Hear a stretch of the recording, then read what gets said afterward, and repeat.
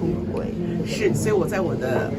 这个脸书里面发表了一首诗。那这首诗其实也说了也特别，是我们这个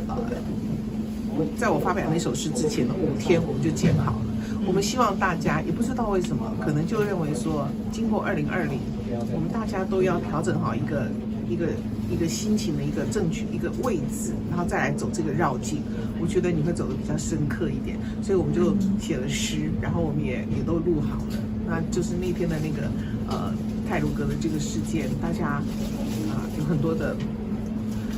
我觉得很伤心。可是每个人表现伤心的方法，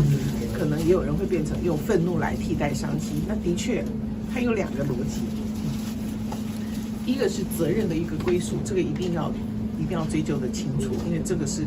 要一个那个。那另外一个就是说，那这种人生的无常，这个恐慌跟这个无奈，也深深的就是触动了每一个人的心情。所以我们也希望，所以我们今天的这个记者会，我们就不走知识的那样子的热闹澎湃的一个方式。我觉得整个社会需要一些疗愈，所以我们就会在这个部分呢，我们特别的这个克制。现在觉得捐款，对啊，你现在你对捐款的看法？捐款，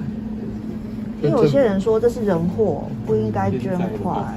OK， 捐款是这样子，就是我们要知道是要用在什么地方，那这个钱会怎么用，我们很清楚的时候，我们大家就量力而为。那我现在不知道它的捐款的使用的用途是什么，所以这部分我就没有办法那个多说。对，所有的文字出去呢都要有英文。为什么？因为这次我们负责的就是国际观礼台的这个国际直播央广一起合作的这个事情，所以我们所有的出去的东西都要有英文。那国语版我请朋友很厉害的，他翻 OK。台语版叫他翻的时候，他说刀一弓是什么东西？刀一弓多几缸啊？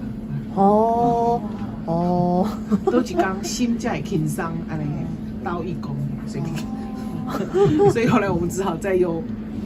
那个解释这样，然后然后又再请另外一个人再检查，那个人对很多的翻译就是信雅达，那每个人就有人觉得要信要忠实的呈现，因为有人觉得要文雅，有人觉得要通达，所以每个人的标准不一样，所以就有了2种版本，中间还有一些不同的意见。所以后来还动用了宋楚瑜，我去找欧弟上，我说你帮我看一下这2个版本有一些出入的地方，因为他是做外交官，对，所以这种语言出去会比较谨慎这样子，对，请帮我看这样子，对感人呢。